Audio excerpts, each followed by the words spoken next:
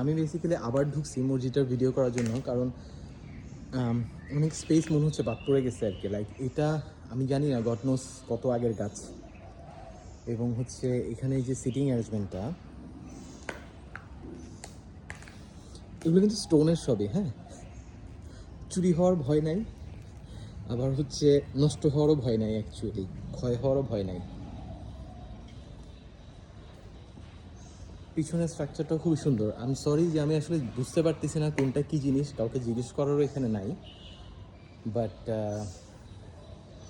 এটা বোঝা যাচ্ছে মেবি জুমার নামাজের সময় এই জায়গাটা খুলে দেয়। বেশ বড় একটা এন্ট্রি।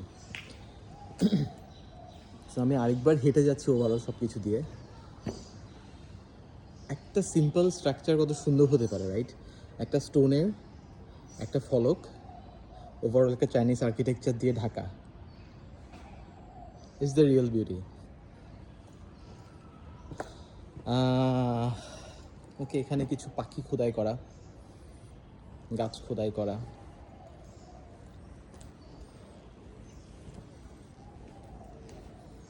আমি আমি এই ধরনের মসজিদ কখনো দেখি নাই, নাম্বার ওয়ান।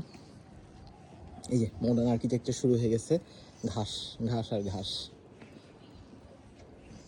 সো আমি এই ধরনের কোনো আর্কিটেকচার আসলে দেখি নাই কখনো, এই টাইপের, মানে ইসলামিক আর্কিটেকচার আর কি। চায়নার জন্য চিন্তা করে, অন্যখানে তো আসলে দেখা যাচ্ছে অনেক কিছু, বাট এভাবে করে খোদাই করা কিছু message, like it seems like a paper rolled, মানে কি বলে সেটাকে, হিন্দিটা মাথায় আসছে, লিফাফা বলে না, ওই যে রোল করা যে ইয়েটা থাকে, ওই টাইপের কিছু একটা ডিজাইন মনে হচ্ছে, but I am not sure what's this. So আরেকবার একটু জাস্ট দেখানোর জন্য, আমার কাছে মনে হচ্ছে প্রথম ভিডিওটা তো অনেক কিছুই আসলে বাদ পড়ে গেছে আর কি। ঘাসটাও না ডিফারেন্ট, মানে এই ঘাস আমাদের দেশে নাই। আমার মনে হয় এই এনশিয়ান গাছের নিচেই এই ঘাস হবে, শুধু আর কোথাও হবে না। It's very different.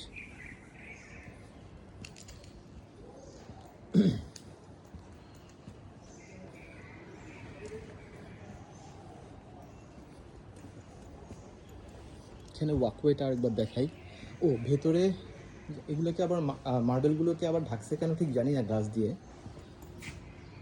O this are not marble, sorry, এটা মাটি। ইন্টারেস্টিং, এটা অ্যাকচুয়ালি মাটি। আচ্ছা, আমি আরও স্টাডি করে এটা দেখবো। এটা এটা মাটি টাইপের কিছু একটা, যেটা ওরা ঢেকে রাখছে।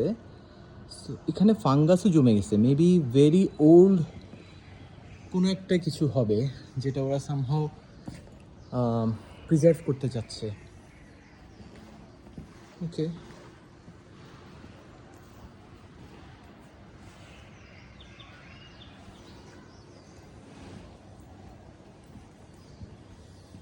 আমার অ্যাকচুয়ালি আরও অনেক সময় স্পেন্ড করতে ইচ্ছা করতেছে এখানে। এখানে না খুঁটে খুঁটে আর্কিটেকচারগুলো দেখতে পারলেও আসলে অনেক শান্তি লাগবে। ও এখানে কিছু এনশিয়ান হিস্ট্রি আছে।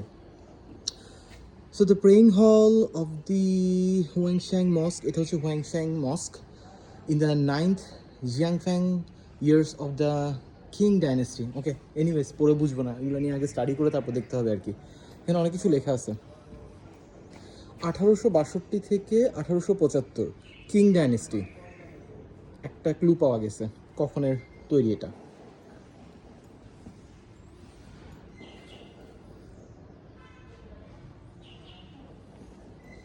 এটা লিটারালি মিউজিয়াম টাইপের,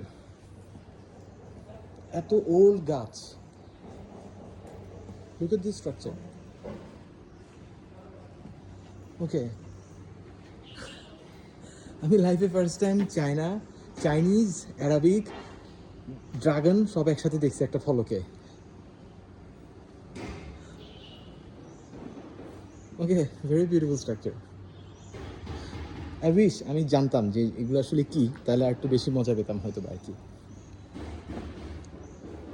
সাধারণত যেই ইসলামিক আর্কিটেকচারটা থাকে, ওকে, এটা হচ্ছে ওই ফলকের সদরঘাট পিছন সাইডটা, but this is not actually Sadarghat টাইপের। খুবই সুন্দর লাগতেছে দেখতে।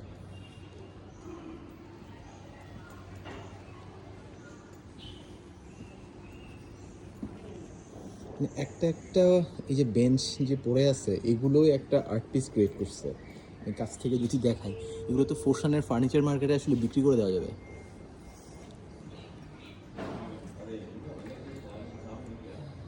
গাছের গাছগুলোরও আসলে যত্ন নিতে হয়, আদারওয়াইজ তো থাকার কথা না এভাবে করে।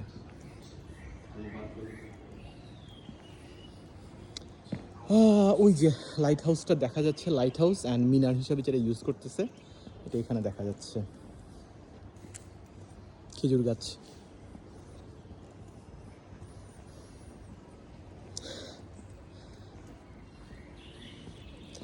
Very unique, very unique.